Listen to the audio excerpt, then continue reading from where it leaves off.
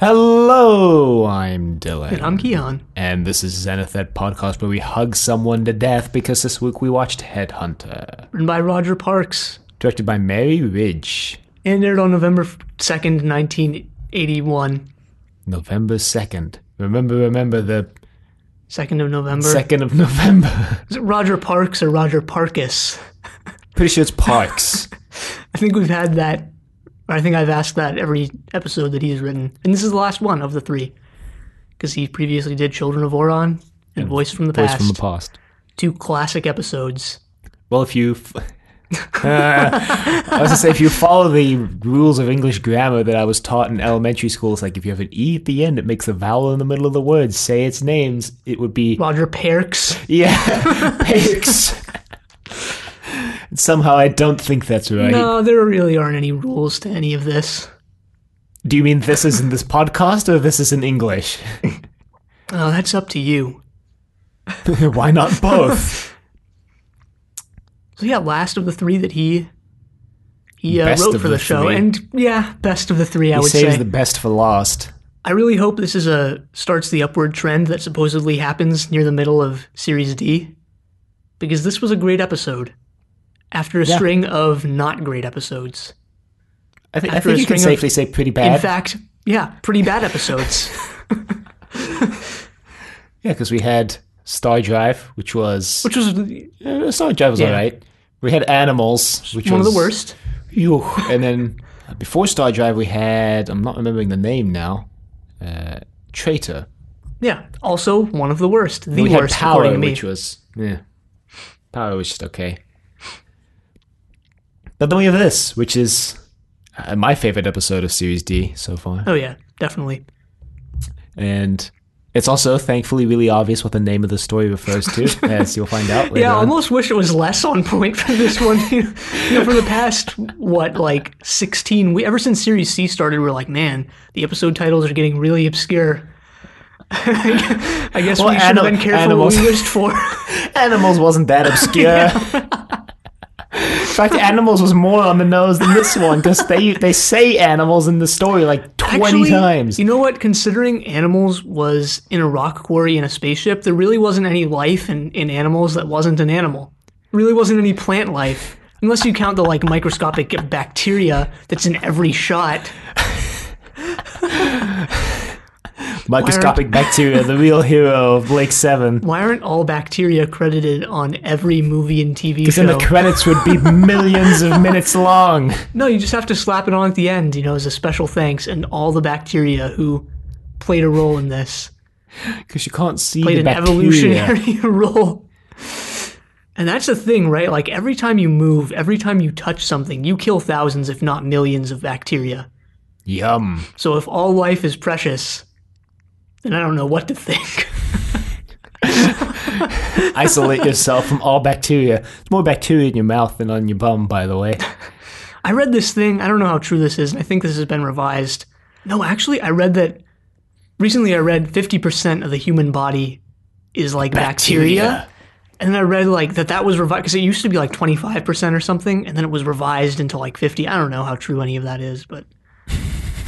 It's a lot of bacteria. Yeah. I wonder... It's also really freaky when you, look at, human skin microscopically and look at, there's basically structures on you that look like mini forests and, mini just animals running around. What if we are the bacteria on a much bigger organism? On the Earth. That's the Gaia hypothesis. This makes me uncomfortable. Yeah. Let's move on.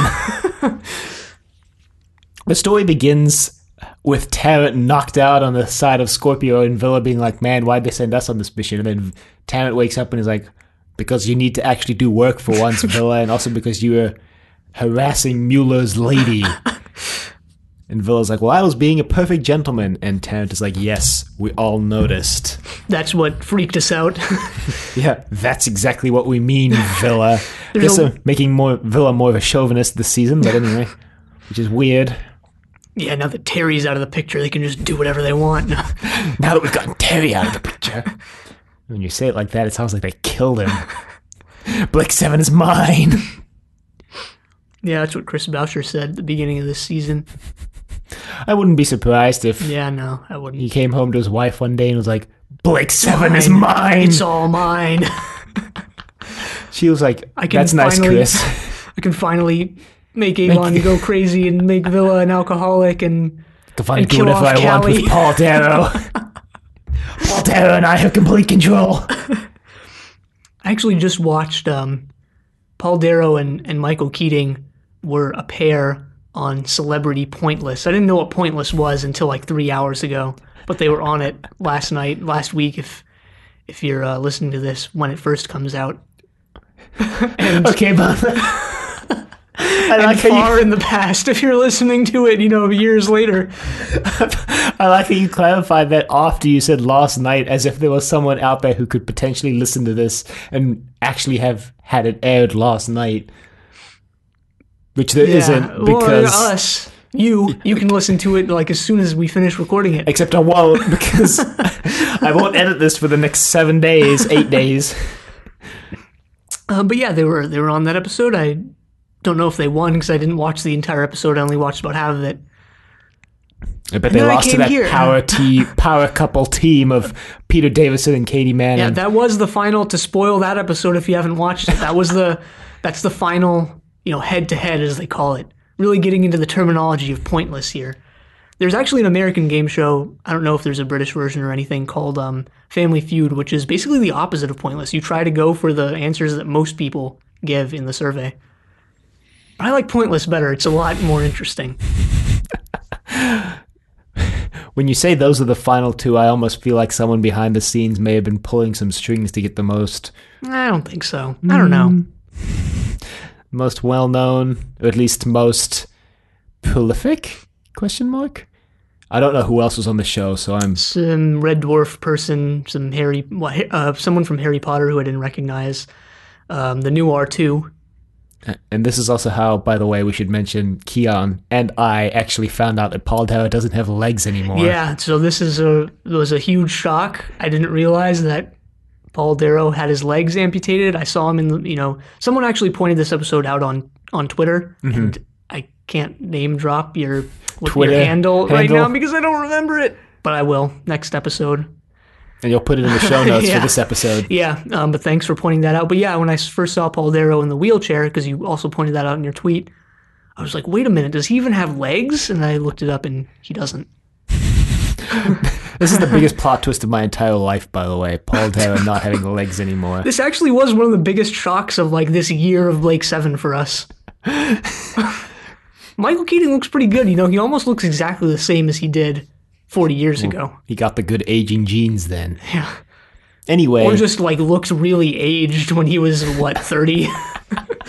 I guess. Or he aged rapidly and didn't age anymore. I don't know. Anyway, Tarrant and Villa are apparently looking for this guy, Mueller. Or Mueller. I don't know. They kind of swap between the two, but when they say Mule, it's... There's Mueller. Mueller is interesting because it reminds me of a character in Isaac Asimov's Foundation series called the Mule, who comes along and basically mucks up Harry Seldon's plans. This is in Foundation and Empire. And Second Foundation. He comes along and he's called the Mule, and he messes everything up. But he's basically super smart and the next step in the human evolutionary chain, kind of a lot like Muller's creation claims to be in this story, but anyway. Huh. There's some interesting parallels to be drawn there between Mueller and the Mule, and whether or not those were conscious on the part of Roger Parks or not, I'm not sure. Well, definitely some big Frankenstein parallels in this. I know I haven't shut up about Frankenstein since we started this podcast, but it is the 200th anniversary. But no, this one really is kind of the most Shelleyan. That's not an actual term that people use, but it is now. There are also a lot of parallels that I want to talk about later between this and a recent Christmas special for Doctor Who. Huh. And I'm starting now to realize that special, which I really thought was Stephen Moffat's most original Christmas special, may not have actually been that original. Well, that's okay. Because if you're going to draw from something, either draw from the best, I mean, that's what people say, or draw from stuff that people have forgotten. It's like the second best Christmas special Moffat ever wrote, in my opinion. So, I'm fine with it. What's the best Christmas Carol? Just kidding. I'm Definitely kidding. not. Twice Upon a Time. Anyway, they show up at this planet, but we get a little scene between Avon and what's her name again? Sulin? No. The Vina. Yeah, Vina. Yeah, Vina. Who was that other character whose name was really similar to Villa's that we had like weeks ago? I don't remember. Well, whatever. But yeah, I mean, she, I guess, was just Muller's assistant or She's something. Muller's lady. Everybody calls her Muller's lady, and then Avon is trying to coax out of her some technical secrets about what Muller was working on, and she's like, no, I was more of a social friend, if you know what I mean. And Avon's like, I see, I understand. And she was mostly there to just name drop Ensor. Avon name drops Ensor as well.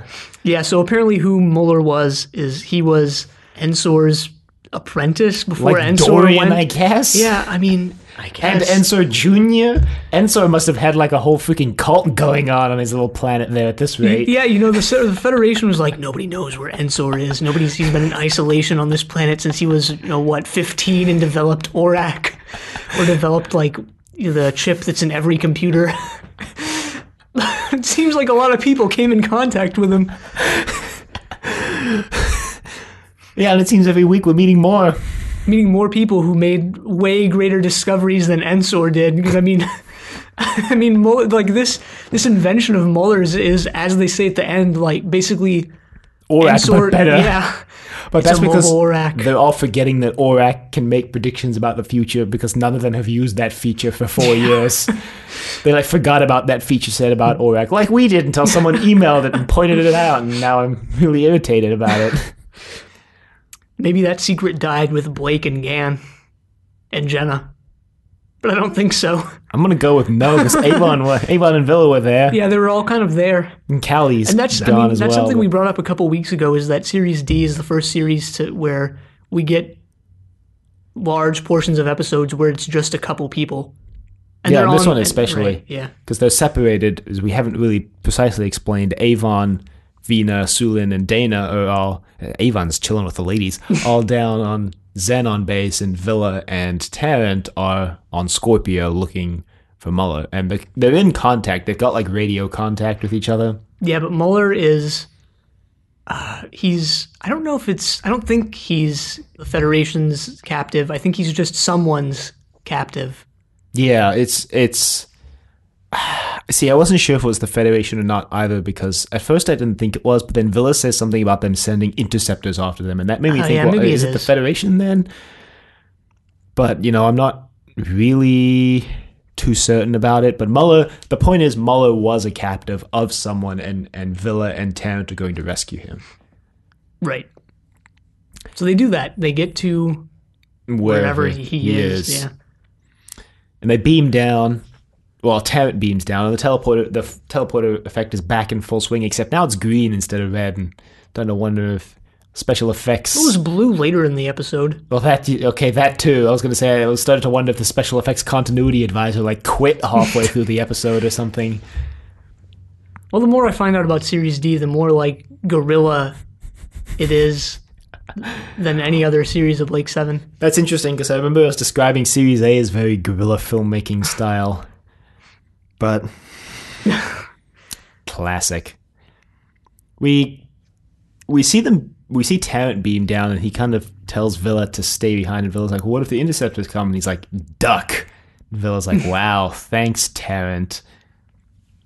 So Tarrant gets down there, and he's like, yo, what's up, Muller? We find out that Muller, is huge. He almost looks like the early 20th century interpretation of Frankenstein, even, except he's wearing this clown outfit almost with a hood. Yeah. And there's some guards coming, so Tarrant sort of sneaks up on one and knocks him out. Yeah, and then he kind of puts a teleport bracelet on Muller, and he's like, hey, come, we got to get out of here. Yep. And Villa teleports up Muller, and then when he's gone, Tarrant grabs his box on the table, which is what they're actually there for. Yeah, black box, literal black box. Yeah. But it's huge. Not huge, it's head-sized, let's say. Almost as if... The concept of a black box is very interesting because the thing about a black box is that, like... I think we've had this... We can have this discussion again, but I think we've already had this discussion. Like, you don't know what's inside the black box. You just know that in programming, for example, a black box is like another program that you use when you're, code that you're using. You don't know exactly how the code works, but you know that if you give it A, it spits out B, but the actual workings of it are black box. You don't know what's inside. Yeah. And that's taken from, like, I don't know what you would call it, like a philosophical concept, which is, basically how you just applied it, which is that a black box, you put something in, something happens, and you get something out, but you can't see inside it. Yeah. So just wanted to clarify that it's not only used in programming. Yeah, that was just the example I was drawing. But Tarrant brings the box with him, and Muller goes crazy. He's like, that box is going to be the death of me. That box is going to kill me. And Tim and Tarrant get into a scuffle, and then Villa valiantly comes in to save the day and bonks Muller on the back with a wrench, and he keels over and dies. I guess it was some form of wrench, but it was like a sci-fi wrench, like a space wrench. Yeah. He bonks him on the back, and he falls over, and Tarrant's like, wow, I didn't have to hit him that hard. And Villa's like, I didn't even hit him that hard. And then Tarrant's like, I think he's dead. I don't feel a pulse. And Bill's like, we'll stick him in the cryo chamber. Maybe we can save him still. Well, they run some scans on him using Slave, and it turns out that he is dead. Although in hindsight, a lot of this makes sense as to why he's not giving off any life signs or whatever. And Villa wants to open the box to find out what Muller was so desperate to not be opened. Right. But Tarrant's like, no, for some reason, Tarrant wants to follow procedure for once or whatever, or I don't know, maybe he just wants to annoy Villa. Well, they get contacted by Avon, and he says, well, bring everything back here, and we'll figure it out when you get back here. Because Slave starts malfunctioning. And they're like, that's kind of weird. Well, Avon, because Tarrant doesn't want Villa to open it, he contacts Avon, and Avon's like, for once, Villa's right. Go ahead and open that thing, Villa. So every time Villa gets close to it, Slave starts malfunctioning. Yeah. And they think that's kind of suspicious. Wait a minute. Why is that? Like, knowing what I know about what happens at the... Like, why? Because the item inside the black box is going to be the death of the robot. And the robot's controlling... Yeah. Mm-hmm. Huh. Because that was the thing. That's what... Oh, yeah. Okay, yeah, it can control... Okay. Yeah. Yeah. It's like Aurak, but better. Because it's mobile. Yeah. And eventually they just decide to give up and shut down Slave because Avon consults Aurak, and Aurak's like, you should shut down Slave. And Avon's like, yeah, I guess we'll shut down Slave. Shut her down. Tarrant doesn't want to shut down Slave because he doesn't want to fly manual. And Villa says, a little hard work never hurt anyone. And Tarrant replies, how would you know? And I was like, wasn't Tarrant set up to be one of the best pilots in the galaxy? He's like... Well, that's what we thought, remember? And then we, seriously questioned that later on. I'm seriously questioning it now because he's like, I can't pilot this without Slave. Except you did so fine in the first episode of the season Rescue. Let's just not mention that. Yeah. He's probably also pretty lazy. I get the impression that Tarrant's lazier than Villa sometimes, and just less smart about, not doing any work. Well, doesn't have as many tricks up his sleeve. Villa's incredibly intelligent, just pretending to be dumb. And basically then Avon talks a bit with Aurak, and Aurak offers unsolicited advice, and Avon's like, that's kind of weird. Why are you offering me advice? Aurak's like, yo, you got to quarantine them. The infection could spread through the teleporter. Avon's like, damn. Avon's like, you're right. There's no telling what they could have come into contact with. Little does he know that Aurak's only looking out for himself. And everybody else. He's looking out for the flesh beings. At the end, he's like, prospects for flesh have gone up tenfold, or whatever he says. The flesh from Rebel Flesh on Doctor Who. And he basically suggests they just leave Villa and Tarrant in orbit in quarantine for a while, and they're like, okay, well, we'll do that then. But Avon has this nice moment where, Villa and Tarrant are like, we're freezing up here, because they turn off all, life support systems and whatever. Well, they don't do that. The ship malfunctions, and that happens. And Orak is like, we still got to keep him quarantined because the infection might spread. And Avon's like, you're going to have to do a lot better than that, Orak, if you want me to kill them. I really like that moment for Avon. And then he pauses and he considers it. And then we get Paul Darrow doing the extreme Paul Darrow, where he yells at Sulin, he's at Dana, and he tells him to get the Astro suits now. Because he can't let Villa and Tarrant die because he has to kill them himself. No. I mean, do you really get the satisfaction of killing them if you don't put the bullet through them yourself? Well, coming soon after Star Drive, I really liked this. Yeah, no, it's a nice moment. Avon isn't like a total murderous maniac when it comes to his friends, at least. Although, maybe later on in this season, you might start questioning that. That's all I'll say for now. Wow, thanks. Well, Avon, I like that they don't completely throw away his character because he does pause to consider it for a moment. Yeah, he does. He goes all wide-eyed. He doesn't immediately just be like, yeah, we'll just go save them. He like pauses and he waits and he waits. Then they're like, Avon, there's no more oxygen. And that's when Avon goes, unlimited extreme Avon on Dana and Sulin. By the way, what is Sulin's hair doing this week? It's kind of pinned back into kind of two neat braids. Yeah, we've been skimping on that segment for the past couple of weeks. I think mostly because it just hasn't been too weird for the past couple of weeks. This is definitely the most interesting it's been.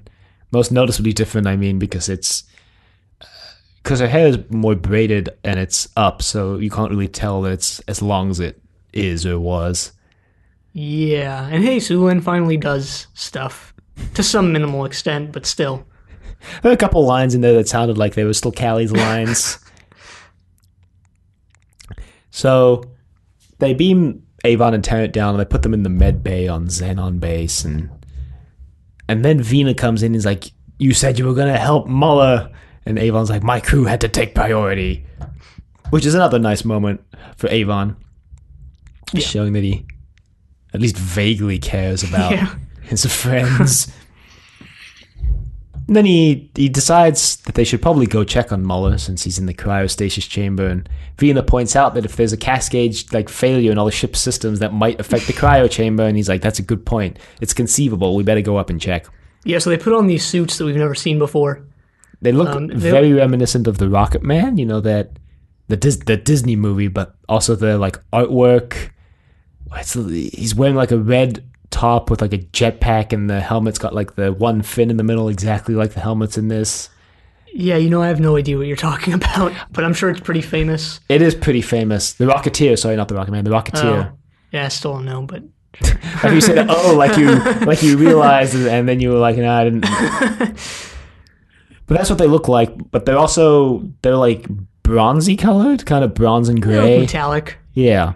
Kind of steampunky, like the Scorpio. Metallic but flexible, Flexible metallic. As a lot of 70s, 80s BBC costumes are. Made of tinfoil. Metallic but flexible. No, they looked cool. No, they look good, and they look kind of steampunky like the Scorpio, so I think they fit in really well. If you'll remember, the Liberator, we got those very retro-futuristic white suits that match the Liberator, and in this we kind of get the steampunky it would be Rocketeer easy, kind of style. It's easy to think that these are very outdated, and they're maybe 50, 100-year-old suits or something like that. Wish they'd bring back the colored jumpsuits. The color-coded jumpsuits? Yeah. That's not happening. Not with the new and improved BBC budget of some tinfoil, a piece of leather, and the colored ribbon that I found in my car the other day. Anyway, they get up to Scorpio and they start looking around. Avon's like, that's weird, Muller's not here. Yeah, and then they have a realization that Tarrant never took the teleport bracelet off of Muller. At least that's what I assumed happened here, because they kind of realize that Muller must be down on Xenon base. Which he is. So they go down there and Muller is there. And meanwhile, before we get to what Muller does, there's a scene that we should mention here because it's pretty important, because the first time Sulin really gets her time to shine, because she's conversing with Orak. Orak's like, look, the infection can spread to any computer. Oh yeah, this was creepy. And he's like, you need to save me. You need to hide me until you can defeat the intruder, if you can even defeat him. And Sulin's like, I must be crazy. And Orak's like, I'm not going to make any comment on that, but you need to, like, hide me. And Sulin's like, well, I'm saying I'm crazy because I believe you. And she, like, takes Orak and vanishes. Yeah. Doesn't she turn him off? Yeah. Yeah. I like that. It's easy to realize that this was originally meant for Callie. This is something Callie would do. Mm-hmm. But still gives Sulin a nice bit of character there. But I actually thought this was kind of a creepy scene because Orak is like, if you can even defeat him, and he also goes like, all life in the universe is at risk if you don't, and stuff like that. And you're like, all right, what's going on here? Yeah, you're like, what's going on? And of course, Orak is being a little shit and not explaining anything, as usual. Orak's being really cocky now about everything. Yeah, was this an Orak episode? Yeah. Kind of weird to say that, but that's something I want to talk about in my what would Terry Nation do for the story? What would Terry Nation write for Headhunter? Anyway, they're on the base.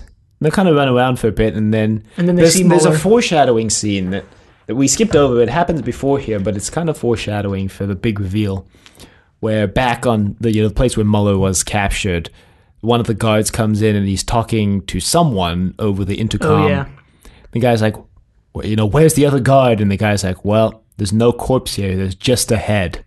There's just a head left. Oh, he says, wasn't it just a body with backwards. No head? Yeah, he's like, Muller's gone, but the body's here, but there's no head. Right. So it's Muller's body without its head. So that's how we learned that the guy who we thought was Muller isn't actually Muller. Just a guy wearing a Muller head. Did Muller have a mullet? I mean, no. Well, he had that hood on, so we didn't really see, right? Well, when they knocked the head off, and Ted and Villa are like, wow, that's kind of, wow. Because there's just a head on the ground, and they're like, wow. He didn't really look like he had a mullet there. Do we see him with the hood off? I don't remember. We see the head on the ground. There's the bare head on the ground. Later on, right? Yeah, when the robot loses the head. Spoiler, it's a robot. Yeah, but did he have the... okay, well, no, I think the hood was part of the robot. Oh. That's what I'm saying. Because I'm pretty sure. Oh, yeah, okay, right, when he's on the bridge. Yeah. Yeah. Like the least tense scene of Blake 7. I mean, no, that's not true. The least tense scene is when Blake comes in and puts his arms around Gan, and Jen is like, "Go back to work." This is the Gan tried to kill everyone. Yeah, exactly. No, this is the least tense scene that's supposed to be tense. Because I don't think there's supposed to be tension in Blake coming in. He's like, "Haha, Gan, you just tried to kill us, but it's back to work for you, my old boy. Get back on that Astro navigation regimen. Get back on the treadmill, Gan. You're powering the Liberator." Jesus. Get back in the hamster wheel. Yeah, get back in the hamster wheel, Gan. Make sure that limiter's working this time. I don't want any more nonsense from you, Gan. Next time you fall off in exhaustion, we'll throw you up an airlock. Yeah, we found out, thanks to John from Making Blake 7, that, gosh, was it Alan Pryor? I think it was. Yeah. Alan Pryor wrote into the script of, what was it, Horizon? That Gan was learning astronavigation, and that didn't make it into the final version. So we wondered what Gan was learning for like a couple weeks, and now we finally know what could have been, at least. What could have been on the show. Yeah, another what could have been moment for Gan. So much potential. So poorly used. What, you didn't like his limiter breaking and him trying to murder the entire Liberator crew, and then at the end of it, I'll just be like, well, I guess we'll just trust Gan blindly again now that his limiter is supposedly fixed. In fact, we'll never bring up the limiter again.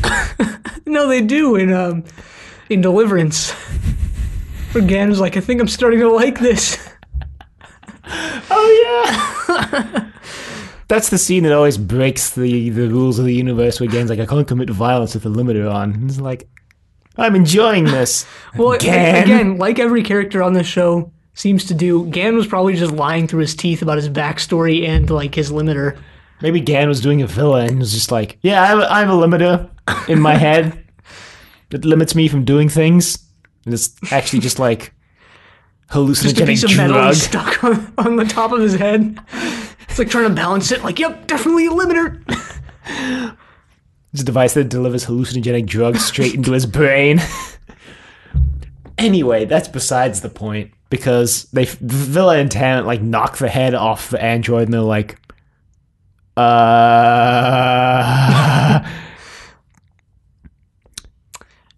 was it Villa and Tarrant? No, it was Tarrant and someone else. No, wait, this is after they kill Vina or whatever her name is. They don't kill Vina. Yeah, Vina runs in, he's like, when I say they, I mean like the production, like everyone who went into the making of this. Roger They Parks. killed off Vina. Well, she runs in to hug Muller, and he just hugs her to death. Yeah. He like squeezes her, and the gang just stand and watch, and Avon runs, and he's like, no, and he just kind of gets bitch slapped to the side by Muller. This was done in a really funny way, because they do just stand by and watch, especially Tarrant just kind of stands there as Vina gets killed. They're like, yes, finally got that annoying little twerp out of our hair. I don't know. It was just kind of laugh out loud funny when she just falls to the ground. I think someone, I think Villa, or maybe I'm just Dana's like, she's dead. Yeah, well, Dana goes, she's dead, and I'm like, did you even like check her pulse or anything? She's like standing across the room. She's like, yeah, she's dead. She's like, we don't need to check. She's dead. She's like gasping for air. She's like, I'm not dead. CPR. And she's like, quick, get that dead body out of here. Quick, throw that dead body out the airlock before it starts decaying. God, well, that's the darkest thing I've heard all day. All day? All right, all weekend.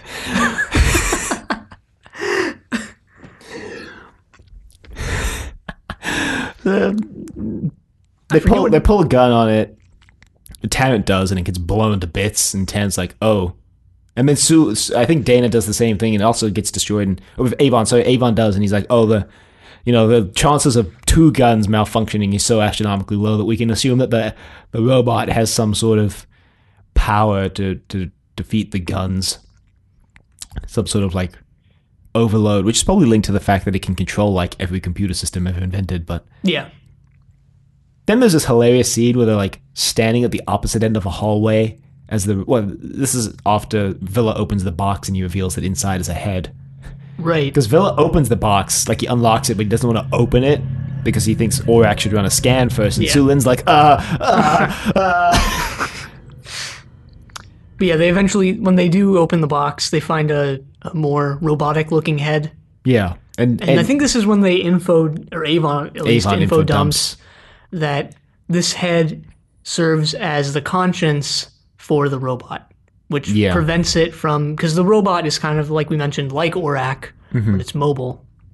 And it can tap into computers and make them malfunction and stuff like that. You can use different heads too, which is kind of cool. But so I guess Muller mechanized his head in some way, and the android stole that. I was kind of under the impression that the android's been stealing people's heads for a while. And it's like, I'm going to steal someone's head, because it didn't have a head yet, because Muller hadn't finished it.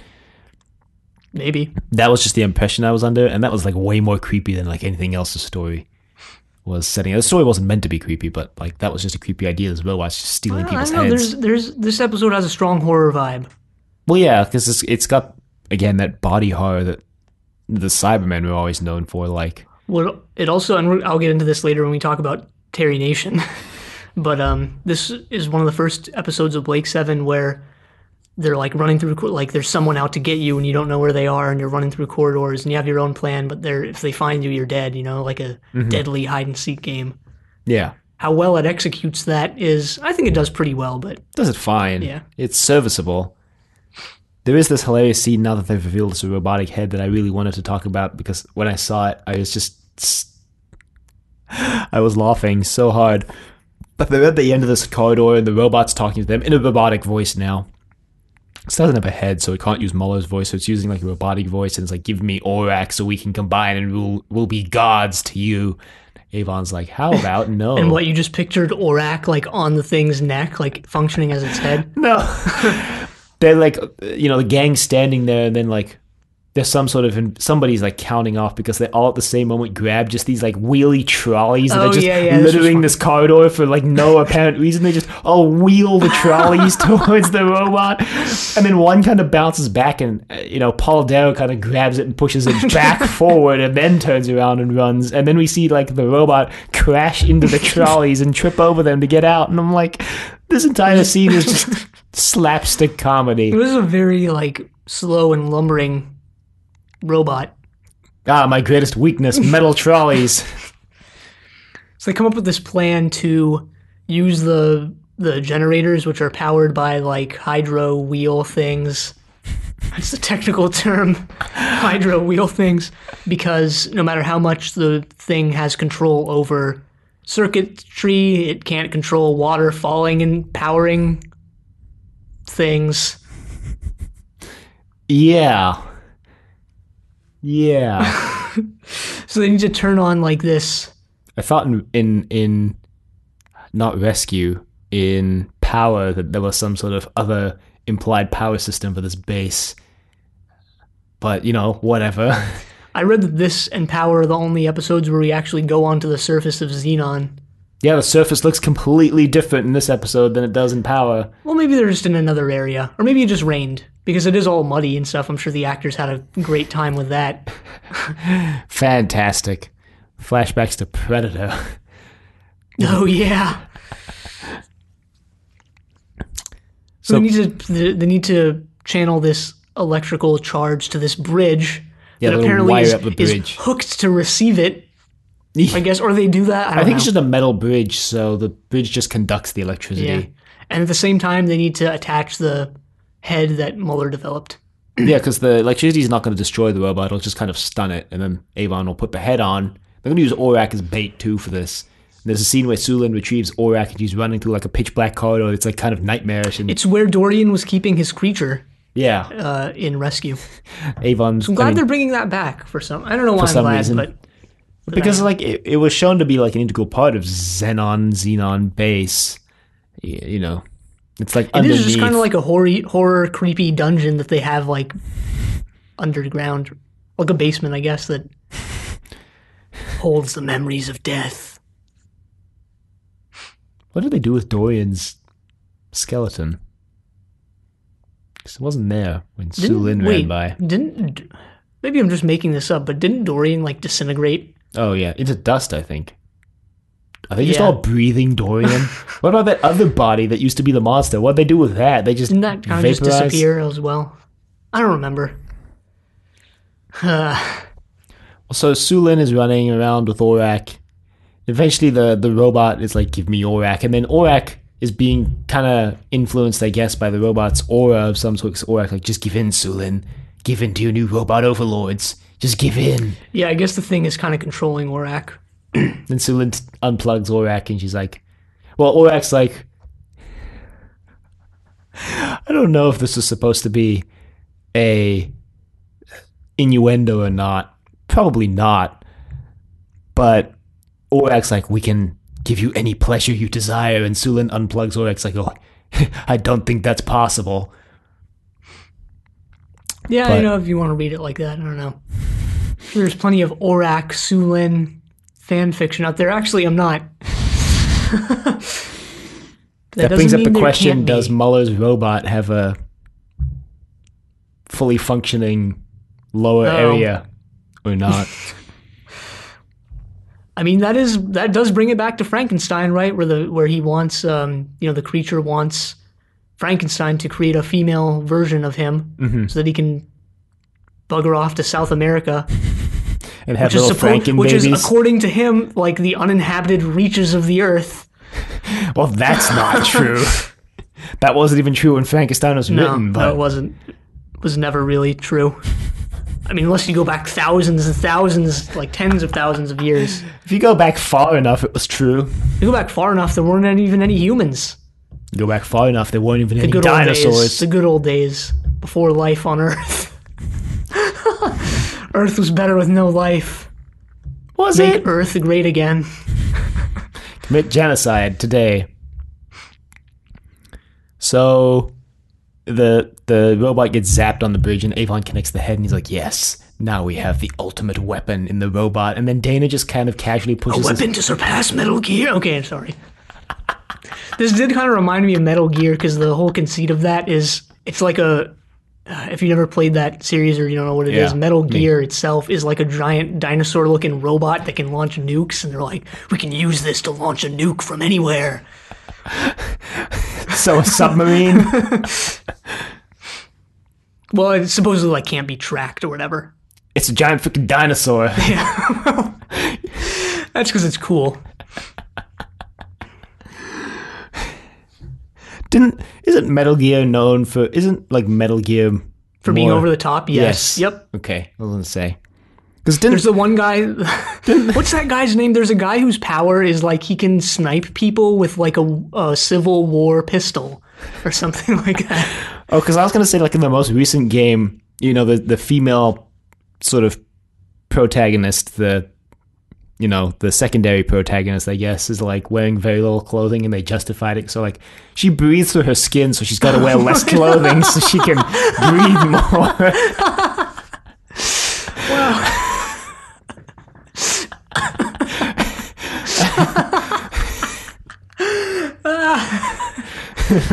What is that meme? There's a picture from LA Noire, and it's the investigator, and it's like press X to doubt. Oh, whatever. Anyway, yeah, Avon is like, we can use this to our advantage. And like, he's like, for once I was on board with Avon's crazy schemes. And not that Avon's really had too many crazy schemes. But, you know, I mean, they could definitely have used this thing now that it has the head that works as its conscience, supposedly. Yeah. Supposedly. We don't even know what it was like with the head on. Honestly, if they had kept him, there would have been a breakdown episode for the robot where it just breaks down and tries to kill them all again. Yeah, probably. Again. But then Tarrant like looks at Avon and smiles, and the bridge blows up. Yeah, because Dana blows it up. It's implied that Dana wired it to blow up for Tarrant. And yeah. She blows it up. And there are a couple scenes of them running around in corridors, and they kind of hint at that, and they like kind of wink at each other, like, is the thing hooked to blow? And Avon's like, you fool! I really like if this ending bit between Avon and Tarrant wasn't in the episode, I wouldn't have liked it nearly as much as I did. Yeah, no, this was great. Tarrant says something like, oh, it's gone to the great cyber programmer in the sky, and Avon's like, you fool! And the way Stephen Pacey plays it is great, too. He's, like, laughing at Avon's face, and Paul Darrow is just, like, totally disgusted. He does extreme Paul Darrow! He had to kill it himself. Yep. He had to kill it himself. You kind of sounded like the Crispy Master for a second there. Well, it is my Twitter image. Yeah, because I thought it was funnier than anything I would have come up with for decorative vegetables, so let you leave it. Yeah, it also prevents you from having to make something. Or me, and, you know, God forbid I actually draw something up, which would be in Paint. But, yeah. I did create that Trust Your Doctor logo in Paint like a year ago. And I forgot to put it in the April Fool's episode. I think. No, I think I put it in there. I don't remember. Anyway, I wanted to talk about for a moment just how crappy Ensor is now retroactively made like pretty bad because both of his disciples basically surpassed him in like numerous uncountable ways. And so dedicated his entire life to building this box, and then like Mulder comes around and puts it in a movable robot that can like kill people, basically impenetrable and almost impossible to destroy. And then like Dorian created this entire base on this planet where he's like got this immortality serum, and he built a teleporter and built Slave, and it's like, yeah, wow. And so did Dorian build Slave? I don't remember. I think that was what was implied. The Dorian was like, I designed. I don't remember, maybe. But press X to doubt. But yeah, Ensor was also pretty bad. He also did a pretty bad job of like going into reclusion because his disciples made it. I mean, I don't know. So the thing was that Dorian didn't know where Ensor was, and we never actually hear from Mueller in this episode. And I guess I guess we can assume that Mueller didn't actually know where Ensor ended up, but we know for Dorian, at least, for sure, he didn't know. Yeah, I mean, I guess Dorian did a pretty good job keeping that info away from the Federation, because Servalan for sure didn't know. Yeah. That's why they enacted that entire plan to kill those two guys and have them figure out where the base is. That whole crazy plan that all it served to do was undermine herself because it got the Liberator crew involved and gave them the most powerful computer in the galaxy, right up until we met every other most powerful computer in the galaxy like a season later. And they really never even used Orak to his full capacity. Yeah, Orak was in charge, and Orak has been nerfed hardcore since Series A. Not even nerfed, but in Series B, Blake just totally didn't use Orak to the best of his abilities. Yeah, Avon's really the only one who recognized the true potential of Orak, which is interesting because Avon's also the only one who calls Orak it and refers to it as a computer and doesn't personify it in any way. Yeah, that is actually interesting. And maybe that's because he recognizes Orak's true potential. And that's the other thing is, what does Orak actually bring to Muller's robot that Muller's robot doesn't have already, right? I don't know, since it's basically stated that he's Orak, but better. Well, I thought it was that Orak already has the capability to hack into any Federation computer, and the robot can do that with any computer systems that it's near. So if it combined with Orak, it would just be able to do it overall. Also that prediction kind of thing that Orak had going for it in one episode that they never brought up again. Well, it's kind of brought up in this. I mean, Orak knows what the thing is, but you can also look at it as he's predicting the entire fall of humanity. I mean, that's kind of what he does, and that's kind of tied in. Orak's last line in this episode is something about how the prospects of humanity have gone way up now that the robot is destroyed, now that Dana's destroyed the robot. Yep. Which is interesting because that's really the first time we've heard him mention anything predictive since, not Rescue, since Redemption. Yeah, Redemption. So how would Terry Nation write Headhunter? I don't know. I didn't have much for this. I mean, I just thought... Actually, you go first in all of these, don't you? Doesn't matter. Yeah, well, you have the probably the better one. But anyway. I don't know about that. I don't know. I felt like the entire setup of this would have been different if Terry Nation had written this. Because I don't know, looking back on Terry Nation's stories for Blake 7 and Doctor Who, there was never really, there's a single menace and it's coming for you. It's usually a collective, I don't know, the machine is out to get you or something like that. There's never really any, that was more of one guy lumbering down the hallways and is going to kill you if he finds you. As far as I can remember, at least. Yeah, I agree with that. I mean, in my mind, this just becomes Orak, the episode 2.0. Terry Nation was fond of the only 2.0s. Well, that and also the only main villain that Terry Nation, or singular villain that he ever brought back was Davros, and every Davros story is extremely similar in its setup. Travis. I mean, in Doctor Who, I guess. But yeah, Servalan and Travis. But every, Davros story is extremely similar. And I think at this point, Terry would be it's been long enough since Orak. Nobody's going to remember Orak, right? I mean, especially so since this is Ensor's disciple. So I think that would still be in there. And they'd be we found one of Ensor's disciples. Start with, we found one of Ensor's disciples. And then they go looking for Mueller. It'd be a little bit different. Maybe Mueller wouldn't have been this over the top. Yeah. I feel maybe they would have... I feel the robot would have been more hammy in Terry Nation's version. Maybe. I'm imagining a scene where the robot goes, "No, Muller's dead. I am Muller's creation." They're looking for Muller's creation, and he just goes, "Well, guess what? I am the creation." Really think Terry would have gone down that route? Because you look at the Daleks, and they're pretty bad. Not really humanized to an obvious extent. But maybe, I don't know. I mean, I don't know if he'd necessarily be humanized. I just think that he would go more hammy with the reveal where the android would be I am his creation. I'm not Mueller. I actually am the creation. Oh, yeah, maybe. And I think the plot would play out pretty similarly to Orak, and I think it would be similarly boring. There'd be, I think Mueller would be really more subdued and a more uninteresting character. Ensor was completely boring. Well, Mueller isn't even really in this, but I guess it's who he was... is brought up, so yeah, I see where you're coming from. And at the end of the story, I think the one thing that's different is at the end of the story, they don't blow up the robot. I think the robot stays. Huh. Yeah, maybe. I'm not super certain on that one.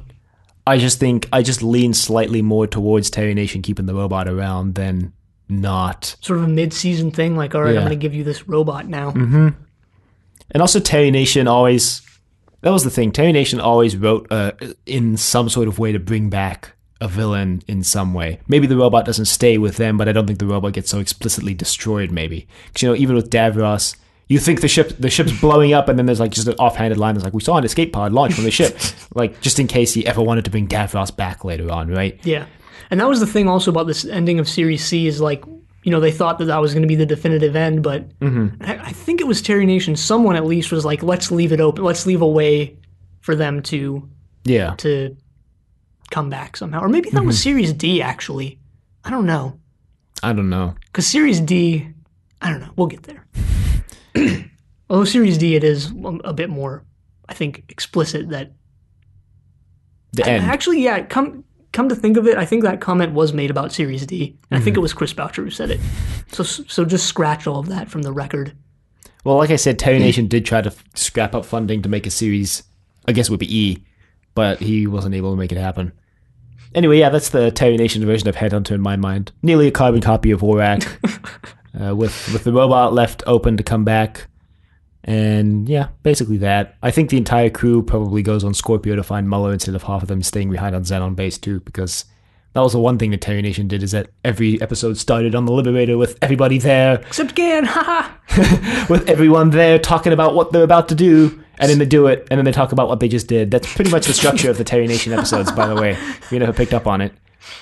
I still miss Gan, by the way. I still miss Terry Nation, by the way. Yeah, I do. I miss Terry Nation as well. Who do you miss the most, Gan, Callie, or Terry? Callie. Yeah, same, actually. So this week we have an email from Sergeant Drano, and then comments on the website from David and Jurgen to respond to. So, start with Drano's email. Headhunter. Hey guys. So, Headhunter. I really like this episode. Very well plotted, nicely developed mystery which evolves into a galaxy-wide threat. Great stuff. How long did it take you guys to figure out what was going on? I really like the scene with Avon when Aurak is telling him to leave Terrant and Villa in orbit to die. Avon, Aurak. They must be left there to die. There is no option to reopen teleport contact could expose the base to undefined systems influence. Oh, you'll have to do better than that, Aurak, if you expect me to kill them. Aurak, ... Rescue suits, restore the teleport to normal function. I urge you not to restore the teleport. Very well. This reinforces 3 things about Avon's character. He's still trying to think logically. He's willing to leave them to die if there's a good reason to do it. Avon is still distrustful of machines, as he stated in the past. Avon does actually care for Terrant and Villa. If he didn't, then this wouldn't be a hard decision, and he wouldn't particularly mind leaving them up there to die just in case Aurak is right. How do you guys like their snazzy new gray and gold Scorpio rescue suits? Pretty cool, I thought, though you gotta use your imagination a bit with that clearly not airtight helmet. Pretty good episode for Sulin this week. She gets to do some important stuff and take the initiative. I like the scene of Villa hiding in the cupboard and footsteps walking around. Nice capper with Aurak getting the last word on Avon. All in all, a great episode, 7 out of 7. Sergeant Drano, Station 7, the door. How long did it take us to figure it out? I didn't figure it out till he lost his head, and they were like, he doesn't have a head. And then Avon and Villa open the box, and there's a head inside, and like, this head will control the robot. Basically, I didn't figure it out until they spelled it out for you. That's what I'm saying. I mean, I don't remember if we touched on this. I think I figured out, like, I want to say, like, halfway through. I don't remember. I think I got a hint of it before they actually are like, hey, this is what's going on. Like, you didn't pick up on this. Here's what's happening. Yeah. But then they sort of spelled it out and was like, okay. Yeah. Assassin was much easier to figure out what's going on. Yeah. Assassin, they telegraph a lot more, I feel like. Or maybe it's just like the overacting gave it away. It was definitely that. And I think we commented on the suits quite a bit, like I said, about... Yeah, we did. You know, they remind me of the Rocketeer suit. I think it's owned by Disney now. Yeah, but thank you for emailing us. Yeah. Drano, thanks. Got some good points in there. Thank you for giving us the exact lines that Avon and Aurak say. I know I forgot to write them down, so we'll kind of... Yeah, we just paraphrase. You know, if you want an actual well-researched Blake 7 podcast, there's always Go Spacefall. Somewhere else, yeah. And then we have a comment from Jurgen. I can watch Gisette Simon until the cows go home. This is a comment on our animals episode. Her makeup does look great. You made me laugh again when you were discussing the relationship between Dana and Avon. Infectious laughter. Thank you, guys. At least Sulin is allowed to make sarcastic remarks, just like in Star Drive. She also shows that she cares about Dana again and gets to shoot some characters. Love how she blasts the last mutoid mid-jump. Interesting suggestion about it all being Dana's master plan. Come to think of it, her weeping, as you describe it, may have been repeated for impact or because they didn't actually last that long. The episode was the only one that my brother and I had to wait to watch for a very long time. All we saw was Dana teleporting down and meeting the animals. When our uncle recorded it in the 80s when it was shown on Belgian, Flemish TV, his cat walked across the Betamax recorder and the recording was disrupted. Curses. One thing about the legendary Jacqueline Pierce, she wasn't too well during the making of the final series. Poor her. I think she ended up being hospitalized afterwards. She also didn't like being called Sleer as it reminded her of Sneer. You discussed how Jacqueline seemed to not like the script and Gisette was doing the heavy lifting. What was happening behind the scenes was that the actor was very motherly towards Gisette, though, and I think it sort of shows. Sorry, I'm waffling. Happy Halloween. Which Blake 7 characters make the best Halloween characters? Avon, Servalan, Og, or Saemon the head with the shriveled body and the tank from the web. I'll try to think about a Halloween and fantasy version of Blake 7. Correction, because it didn't actually last that long. See my discussion, read Dana's crocodile tears at the end. Also, maybe I should have used was less in my sentences. Which Blake 7 character makes the best Halloween outfit? The Marquis from Gambit. Gambit, or whatever that guy's name was. I forget his name. Yeah. Him. The Balladeer, yeah. Yeah. But no, you bring up a couple interesting things here about Servalan and Dana and some behind-the-scenes stuff. That really puts a lot of this series in perspective, knowing that Jacqueline Pierce wasn't well. Yeah. Because I think a lot of the times she's shown up in the season, we're like, well, she's not really like doing that well. Yeah, and that would explain a lot of that. Yeah. It reminds me of William Hartnell showing up in The Three Doctors and them having to record him separately in a studio where they had a big screen with the words on because he, at that point, couldn't remember the lines, which was, I remember being extremely sad to see that. Yeah. But extremely glad to see him again on screen. Kind of reminds me of that, he's not doing... Jacqueline Pierce isn't feeling so well this season, so it's kind of coming across on screen. I don't blame her for that. No, I don't blame her. Really interesting, though, that Servalan and Dana are like mortal enemies on the show, and then behind the scenes, Jacqueline Pierce and Gisette Simon apparently get along really well. Yeah, I mean, that's typically the thing, though, is when you film a show like this where you film so much so quickly, you tend to become pretty close with the people you're working with. Yeah. And I know, like, on Doctor Who, too, typically the actors and the people who play the companions tend to become pretty good friends. John Pertwee and Katie Manning were good friends. And a lot of antagonism in the Tom Baker era, though. Well, I know Liz Sladen and Tom Baker became pretty good friends. Yeah, but I know, now I can't remember her name. Leela? Oh, Leela, what's her name? I don't, Jameson. Louise Jameson. Yeah, Louise Jameson, that's it. She didn't get along with Tom Baker, nor did Matthew Waterhouse. Lalla Ward got along with Tom Baker pretty well. They got enough married. to get married. But apparently they hate each other after they got married, or like couldn't stand each other or something. I thought they split on amicable terms. I don't remember. Maybe I'm just making But like that Peter up. Davison became pretty good friends with... Wow. This is really difficult. Like drawing all these actors' names from nowhere. Whew. Who are you thinking of? Tegan. Yeah, that is one. And Nyssa. Nyssa was... Oh, God, they're on the tip of my tongue. Yeah, me too. They're like right there, and I'm not remembering. Perry, too. Oh, Nicola Bryant. Yeah. They became good friends. I know as well, like David Tennant became good friends with... Wow, I can't even remember who played Rose. Billy Piper. Jeez. She just handed a lot of Doctor Who characters over the years. Just handed my fan card right now. But, my point was they become very good friends. Yeah. Let's not take that digression any further. No. And we have one more comment to respond to from David. We actually have two comments from David, but we only respond to one because the other one is something I'm going to explain in a second. Justin explains that to create the animals, he started off with deserters and traders and normal animals to get hybrid human animal creatures. The project was abandoned towards the end of the galactic intergalactic war, but Justin stayed behind to continue the work on his own. The rest of his team left in a ship that was destroyed by the aliens shortly after takeoff. This is a terrible episode. Makes you wonder how bad the scripts were that were rejected or abandoned, doesn't it? Yeah, now that you mention it, it does. Were there actually rejected scripts for Blake 7?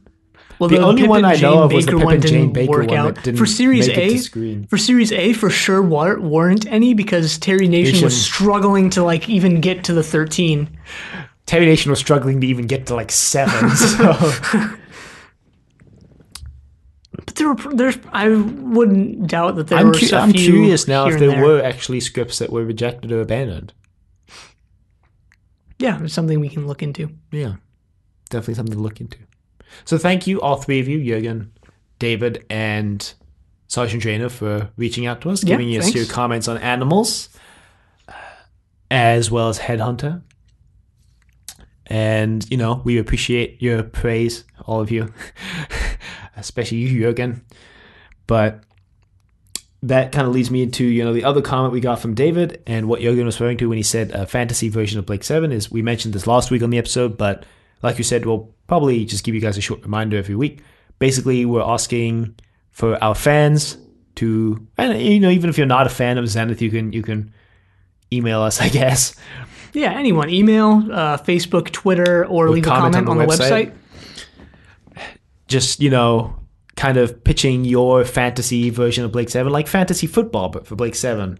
Who do you want playing the characters? Who would you have doing scripts, script editing, producer, whatever you want? Story ideas. And you can set this in like, you know, an alternate history where Series E happened, I guess, or like a reboot or something. You know, you can do whatever you want. Or like from the 80s, like in the era of Blake 7, if you could cast anyone, who would do it? If you could draw from any era, who would you cast? Yeah. You can do whatever you want with it, really. Like, it's very open-ended, and it's open-ended intentionally.